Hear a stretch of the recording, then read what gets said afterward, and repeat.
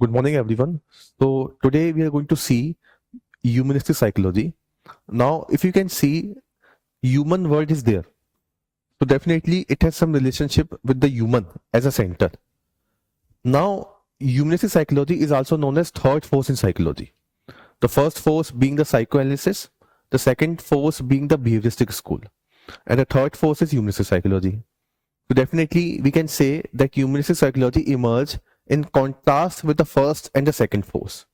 Okay. Now, the subject matter of this particular school is about the human. It talks about humans' potentiality. It talks about human growth, capacity, subjectivity. आपका potential कितना है, आपके अंदर कितनी capacity है. Okay, तो ये सारे के सारे you can see these are all the positive point, these are all the positive side of your personality. Okay, so it is giving importance to the human, it is giving importance to the person. Okay, so it is saying that if a person is giving a good environment, good positive regards, then he or she can grow a lot into his or her field. So this is the main theme, this is the subject matter of this particular school, and it come due to the negative effect of psychoanalysis and the limited effect of behaviorism. Okay, for example, the psychoanalysis, it was focusing upon the unconscious part. Okay, it was focusing up majorly upon your past, upon the negative side of the personality. In the same way, behavioristic school is focusing only upon the behavior. It is not talking anything about the human person centric. Okay, so humanistic school come in contrast with these particular forces, the first force and the second force, and the third force is humanistic. So definitely the therapeutical approaches will also be different for all these three schools. For example, psychoanalysis focusing upon the unconscious part. So the major therapeutical part, which we also read in therapeutical approaches, like for example, dream interpretation is there, transference method is there. Okay. In the same way, for behavioristic, the therapeutical part would be, for example, if you read in therapeutical approaches, then there are some therapies under behavioristic school, okay, known as systematic desensitization. Aversion therapy is there. In the same way, humanistic is focusing upon the human. So his therapy is known as person-centric therapy, also known as client-centric therapy, which was given by Carl Rogers. Okay, so this is a one overall about this particular school, humanistic psychology. Okay. So the major propounder of humanistic psychology, they were criticizing the early school. They were criticizing the psychoanalysis also because it is focusing on the negative side. They were also criticizing the behavioristic school because it is considered a mechanical approach. Okay, for example, there's a very famous person, Bugental. He criticized the school of behaviorism by saying that behaviorism reduces the person to a large white rat or a slower computer. अगर आपको याद होगा, behaviourism में rat पे experiment होते थे और फिर हम उनको जनरलाइज कर दिया करते थे ह्यूमन बीइंग पर, तो यही काम होता था. तो उन्होंने क्रिटिसाइज किया कि आपने व्हाइट रैट पे एक्सपेरिमेंट किए, ओके, और फिर आपने उसको जनरलाइज कर दिया ह्यूमन बीइंग पर. आपने एक कंप्यूटर बना के छोड़ दिया ह्यूमन को. So behavioristic school is not the complete one इनके according. In the same way, Abraham Maslow का नाम आपने सुना होगा, बहुत इंपॉर्टेंट नेम है. इसको स्कूल में ही पढ़ाया जाता है, बिजनेस स्टडीज में ही पढ़ाया जाता है. इनकी थ्योरी है एक मैस्लो की थ्योरी, हायरार्की नीड्स की थ्योरी. वो बहुत फेमस है थ्योरी, वो अभी हम देखेंगे उसका एक ओवरव्यू. इन्होंने भी क्या बोला, इन्होंने ही criticized the school of psychoanalysis by saying that psychoanalysis की जब आई थी थ्योरी, तो सिगमंड फ्रॉइड ने कैसे वो थ्योरी को लेके आए थे. सिगमंड फ्रॉइड ने कुछ पेशेंट को पढ़ा था पहले, ठीक है, तो उन्होंने कुछ एबनॉर्मल पेशेंट की केस स्टडीज की और फिर वहां से उन्होंने अपने अलग अलग कंसेप्ट दिए. ओके, अनकॉन्शियस का कंसेप्ट, कॉन्शियस का कंसेप्ट, ईगो, सुपर ईगो, तो वहां से उनके कंसेप्ट निकल के आए थे.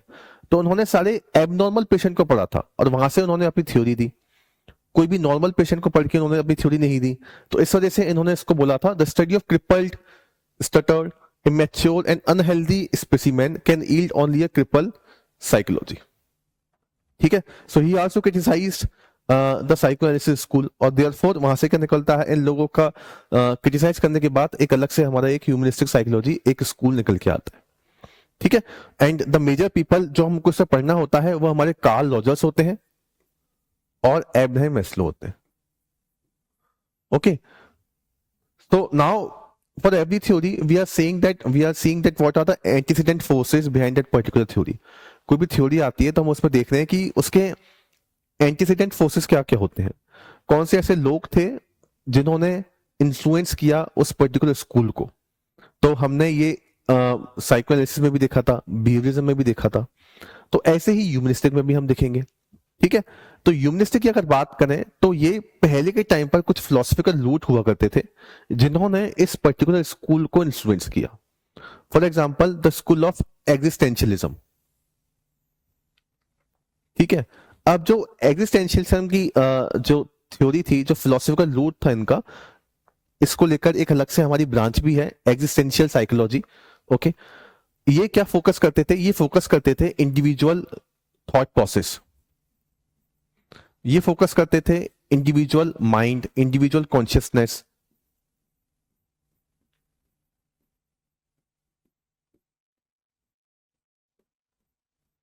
ठीक है, इन सब चीजों पे इनका ज्यादा फोकस रहता था. ओके, कि आपका एग्जिस्टेंस इंपॉर्टेंट है. If a person is existing, then that is very important. If a person is existing, then it is existing because of the some mind process, some consciousness, some thought process is there. So to study these kind of process is very very important. अगर आपको उसका पूरा understanding करना है, psychology को समझना है उसकी. ठीक है, इन द सेम वे एक और हमारा फिनोलॉजी का अप्रोच था. ये क्या बात करता था कि आपको सब्जेक्टिव स्टडी करनी चाहिए. It focuses upon the subjectivity. ठीक है, जैसे कि मान लीजिए मेरे पोटेंशियल अलग है, आपके पोटेंशियल अलग है. ठीक है, मेरे इश्यूज अलग हैं, आपके इश्यूज अलग है, तो हम उनको कॉमन नहीं कर सकते.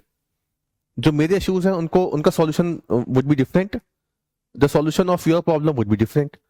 Okay, so we can not categorise them into a one heading. हमें उन्हें अलग अलग तरीके से देखना पड़ेगा.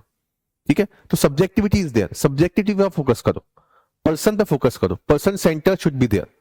ठीक है, ओके, तो अगर कोई भी मान लीजिए कोई ऑर्गेनाइजेशन है, कोई बिजनेस ऑर्गेनाइजेशन है, अब बिजनेस ऑर्गेनाइजेशन में हर एक इंडिविजुअल की अलग अलग नीड्स है. ठीक है, किसी को एस्टीम नीड्स चाहिए, किसी को सेफ्टी नीड चाहिए, तो आप उनकी नीड के अकॉर्डिंग उनका काम करो. ओके, ऐसी अलग अलग सोसाइटी में लोगों की अलग अलग नीड होती हैं, अलग अलग जरूरतें होती हैं, तो आप उन पर फोकस करो.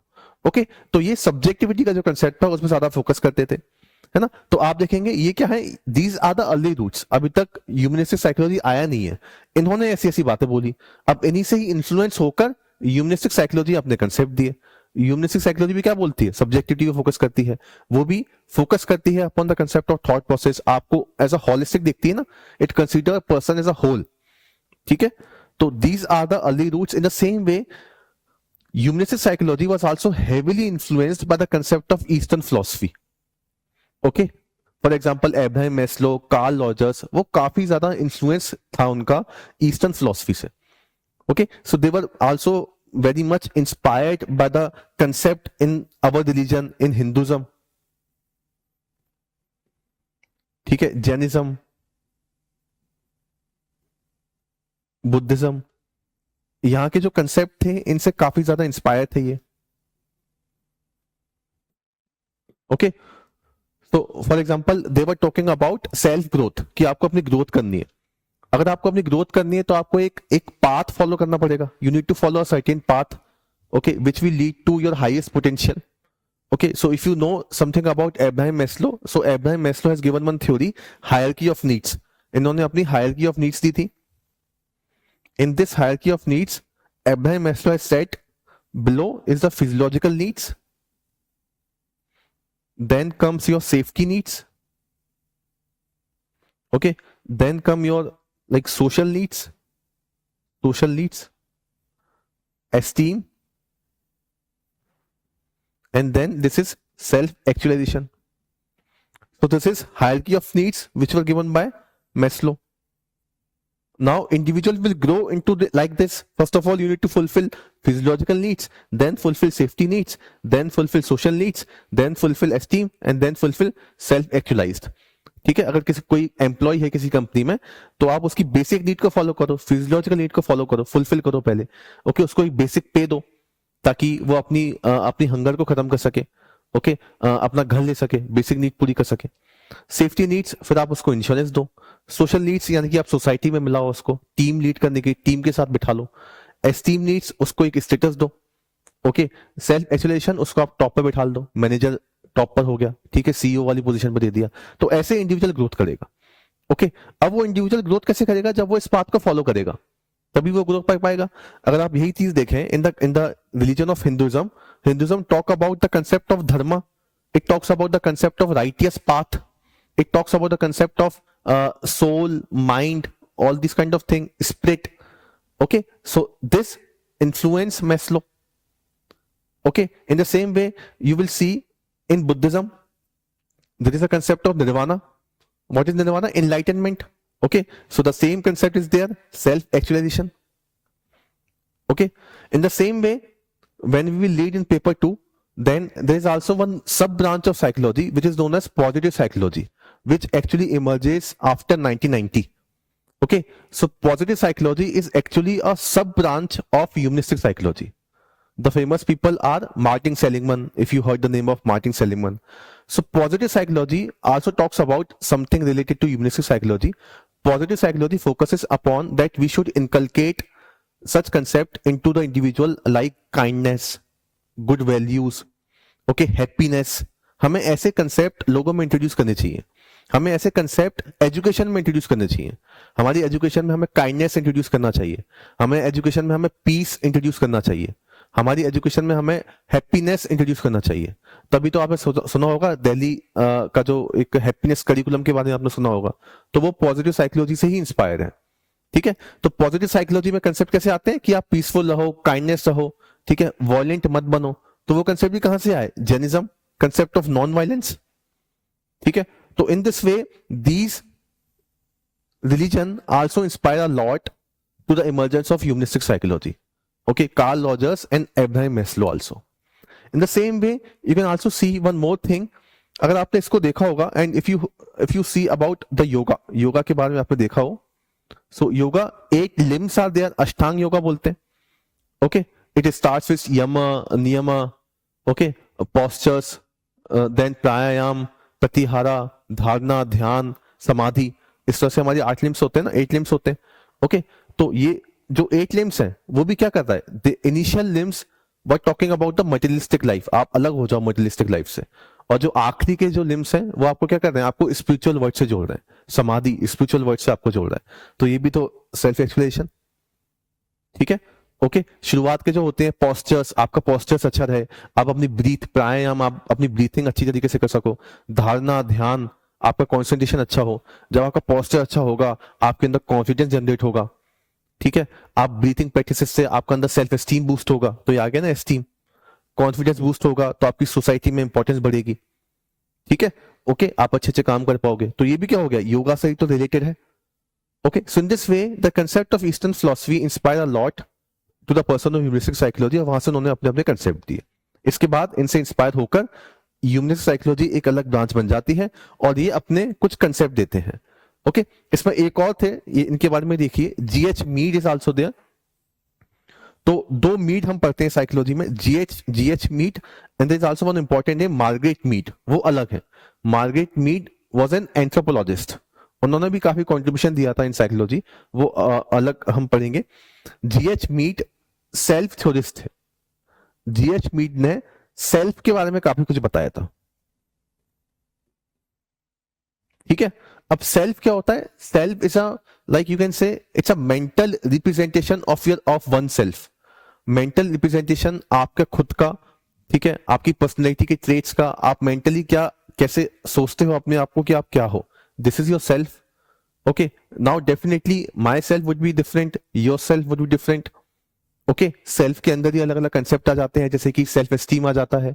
Okay, self value, self esteem के साथ सेल्फ कंसेप्ट भी आ जाता है। तो अलग अलग कंसेप्ट अभी हम देखेंगे, लेकिन अगर हम सेल्फ की बात करें तो सेल्फ क्या है? एक मेंटल रिप्रेजेंटेशन जो आप अपने बारे में सोचते हो, mental representation of one self. Okay, अब इस वन सेल्फ के अंदर आपके एटीट्यूड, आपके वैल्यू, आपके ट्रेट्स सब कुछ आ जाएंगे। ओके, अब इस सेल्फ के बारे में जीएच मीड में क्या हो जाता है कि जो सेल्फ होता है ना, इट इज नॉट इननेट। पहले से ये समझा जाता था कि this self is innate. According to G H Mead, self is not innate, self is not a pre existing entity, self evolve. Okay, self evolve होता है। जैसे एक बच्चे का सेल्फ अलग होगा, जब वो बच्चा बड़ा हो जाएगा तो उसका सेल्फ अलग होगा। ठीक है, ऐसा क्यों हो रहा है? Because we are interacting with the society, हम अपनी सोसाइटी से इंटरेक्ट करते हैं और हमारा सेल्फ अलग अलग चेंज होता रहता है। ठीक है, आपने देखा होगा कि आप क्या हो अंदर से, ये इस बात पे भी डिपेंड करता है कि सामने वाले लोग आपसे क्या एक्सपेक्ट कर रहे हैं। ठीक है, उनकी जो एक्सपेक्टेशंस हैं वो भी डिपेंड करती हैं कि आपका सेल्फ कैसा बनेगा। ओके, तो जब आप लोगों से मिलोगे तो आपका सेल्फ डेवलप होता जाएगा। ठीक है, तो सेल्फ के बारे में इन्होंने काफी बातें बताई थी, जिससे इंस्पायर होकर कार्ल रॉजर्स ने अपने काफी थ्योरी दी थी। Okay, so Carl Rogers then give the concept of real self, give the concept of ideal self, give the concept of self esteem, self worth, इनके बारे में बताया। रियल सेल्फ मतलब जो आप एक्चुअली में हो, आइडियल सेल्फ यानी कि जो आप बनना चाहते हो। तो इन दोनों के बीच में हमेशा कॉन्ग्रुएंसी होनी चाहिए। ठीक है, रियल सेल्फ और आइडियल सेल्फ में कॉन्ग्रुएंसी होनी चाहिए। आप देख रहे हैं ना, it should be congruent with each other. अगर इनका कॉन्ग्रुएंस बहुत कम हुआ, इतना ही हुआ, तो आपकी पर्सनैलिटी में दिक्कत आएगी। Okay, for example real self जो आप एक्चुअली हो, आप बहुत अच्छे सिंगर हो। आइडियल सेल्फ आपके घर वाले चाहते हैं कि आप क्रिकेटर बन जाओ, तो पॉसिबल नहीं है ना। आप हो तो सिंगर, क्रिकेटर कैसे बन जाओगे। ओके, तो रियल सेल्फ और आइडियल सेल्फ में कॉन्ग्रुएंस होना चाहिए, तभी आपकी पर्सनैलिटी अच्छी निकल के आएगी। आप पढ़ाई में अच्छी नहीं हो, लेकिन आपके जो पेरेंट्स चाहते हैं कि आप पढ़ाई में कुछ अच्छा करो, तो कैसे हो पाएगा, नहीं हो पाएगा ना, दिक्कत आएगी। So there should be congruence between real self and ideal self. Okay, congruence और इनकॉन्ग्रुएंस, तो ये कंसेप्ट सारे कहां से आए, जीएच मिट की सेल्फ थ्योरी से आए। Okay, so in this way this people inspire the school of humanistic psychology, और यहां से फिर ह्यूमनिस्टिक साइकोलॉजी अपने कंसेप्ट देता है। टोटल 4-5 बातें इंपॉर्टेंट हैं जो इस पर्टिकुलर स्कूल में पढ़ी जाती हैं। ठीक है, the first one is person should be studied as a whole. Person को हमें हॉलिस्टिक तरीके से पढ़ना है, उसको आप पूरी तरीके से देखो, तभी आप उसके इश्यू को सॉल्व कर पाओगे। ठीक है, फॉर एग्जांपल अगर आपका कोई एक दोस्त आपके पास आता है और वो बोलता है कि काफी डिप्रेस है, he is quite depressing. Okay, अब आप बोलोगे ठीक है भाई डिप्रेस है, आपने उसको कुछ खिला पिला दिया या आपने उसके साथ एंजॉय कर दिया, आपने सोचा कि काम खत्म हो गया, लेकिन काम खत्म नहीं होगा। अगर डिप्रेस है तो आपको उसको पूरी तरीके से समझना पड़ेगा कि वो डिप्रेस क्यों है, उसको डिप्रेशन का रीजन क्या है, क्या उसकी फैमिली में कोई इश्यू है, क्या उसके रिलेशनशिप में कोई इश्यू है, तभी तो हम उसकी प्रॉब्लम को सॉल्व कर पाएंगे, है ना। तो ये इसी में ही फोकस करते हैं कि हमें पर्सन को हॉलिस्टिक तरीके से देखना है। Okay, so it focusing upon understanding the human being rather than explaining the human being. ठीक है, आपको ह्यूमन बीइंग को पूरी तरीके से समझना है, अंडरस्टैंड करना है। ठीक है, उसके साथ जो हो रहा है सिर्फ उसको एक्सप्लेन नहीं करना। डिप्रेस है तो उसको ये मत बोलना कि तुम डिप्रेस हो क्योंकि ये हो गया, आप उसको समझो पूरी तरीके से। Okay, this is the main focus of this particular school, person as a whole. ठीक है, second, it emphasises upon the life history. वही बात हो गई, आपको उसकी पूरी लाइफ हिस्ट्री देखनी पड़ेगी। अगर वो डिप्रेस है, परेशान है, तो वो क्यों है, क्या वो बचपन से ऐसा है, कि उसकी फैमिली हिस्ट्री में कुछ ऐसे इश्यूज हुए हैं। ओके, तो जो थेरेपी देने वाले होंगे ह्यूमनिस्टिक साइकोलॉजी के अकॉर्डिंग, वो उस पर्सन की पूरी लाइफ थेरेपी को, लाइफ हिस्ट्री को देखेंगे कि पहले कभी ऐसा हुआ था, जेनेटिकल कुछ इश्यूज हैं, फैमिली में कोई इश्यूज है, फ्रेंड के साथ बचपन में कुछ हुआ या कोई ट्रॉमा हो गया, कुछ और हो गया, तो it emphasises upon the life history. Second, it de-emphasis on the concept of animal research. आपने देखा होगा बिहेवियरिस्टिक स्कूल में क्या हुआ था, एनिमल पे रिसर्च होती थी और उसको हम जनरलाइज कर दिया करते थे ह्यूमन बीइंग के ऊपर। दे वर एक्चुअली de-emphasize, ये डी लिखा हुआ है यहाँ पर, de-emphasize। ओके, ये एम्फेसाइज नहीं करते एनिमल रिसर्च पर। ओके, क्योंकि ये बोलते हैं कि कुछ ऐसी क्वालिटीज होती हैं जो एनिमल में नहीं देख सकते। For example the quality of humour, okay, or we can say ideals, values, you can't see them in human in the animals, so how you can compare। जब हम पर्सन को ऐसा हॉलिस्टिक देख रहे हैं, तो हॉलिस्टिक देखते वक्त हमें पर्सन की वैल्यूज, उसका ह्यूमर, उसकी पर्सनैलिटी, उसके आइडियाज, ये सब देखने पड़ेंगे, लेकिन ये आपको एनिमल में देखने को नहीं मिल पाएंगे, तो आप उनसे कंपेयर नहीं कर सकते। ठीक है, next, concept of self actualisation, highest potential तक पहुंचाना है इंडिविजुअल को, ये इनका एम रहेगा। Okay, and it focusing upon the concept of psychological health. ठीक है, साइकोलॉजिकल हेल्थ और मेंटल हेल्थ, तो इस पे ज्यादा फोकस करते हैं। अब देखिए दो चीजें होती है, एक होती है मेंटल हेल्थ, एक होता है मेंटल इलनेस। ठीक है, मेंटल इलनेस, मेंटल हेल्थ या साइकोलॉजिकल हेल्थ आप बोल दो। साइकोलॉजिकल हेल्थ बात करती है कि आपको आपका ओवरऑल डेवलपमेंट, आपकी ओवरऑल वेलबींग अच्छी होनी चाहिए। मेंटल इलनेस की बात करेगी, जो सिम्टम है उसकी दवाई दे दी और काम खत्म। ओके, जैसे मान लीजिए आपके पास गाड़ी है, कार आप चलाते हैं, कार का टायर खराब हो गया, ठीक है, तो टायर खराब करके टायर सही कर दिया, तो वो मेंटल इलनेस वाला बात हो गया। जब हम उस कार की पूरी हेल्थ के बारे में बात करेंगे, उस कार की पूरी सर्विस कराएंगे, तो हम उसकी साइकोलॉजिकल हेल्थ के बारे में बात कर रहे हैं। ओके, तो ये बात करते हैं कि हमें इंडिविजुअल की मेंटल हेल्थ, साइकोलॉजिकल हेल्थ पे ज्यादा फोकस करना चाहिए, उसके सिम्टम में फोकस नहीं करना चाहिए जैसे साइको एनालिसिस वाले करते थे। ये सिम्टम है, पकड़ा इसको और उसको फिर इलाज करना शुरू कर दिया। ओके, ठीक है, तो मेंटल हेल्थ पे हमें फोकस करना है, हमें हमेशा प्रोएक्टिव रहना है। तो आप ये मत कोशिश करो कि मेंटल कोई भी इलनेस आई और फिर आपने उसके लिए कोई इलाज ढूंढा। आप पहले से ही वेलबींग को प्रमोट करने की बातें करो, ठीक है, जो हम साइकोलॉजिकल वेलबींग में ही पढ़ेंगे। ओके, आप प्रमोट करो वेलबींग को, so it's a proactive approach.